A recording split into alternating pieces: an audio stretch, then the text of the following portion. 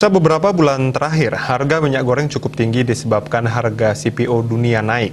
Harga minyak goreng saat ini mencapai Rp40.000 hingga Rp43.000 per 2 liter, naik 2 kali lipat dibandingkan harga biasanya yang berkisar antara Rp20.000 hingga Rp23.000 per 2 liternya.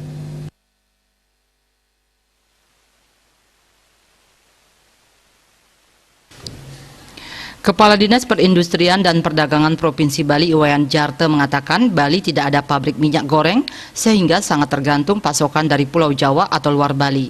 Terkait harga minyak yang masih melambung tinggi, ia mengatakan Kemendag sudah beberapa kali mengadakan rapat koordinasi dengan produsen minyak goreng nasional dan mengimbau untuk mengadakan operasi pasar. Namun langkah tersebut belum efektif dapat menurunkan harga minyak goreng. Wayan Jarte mengatakan pihaknya selalu meminta distributor agar menjaga harga minyak goreng. Namun karena harga dari pabrik memang sudah tinggi, maka harga diecer di pasar tetap tinggi.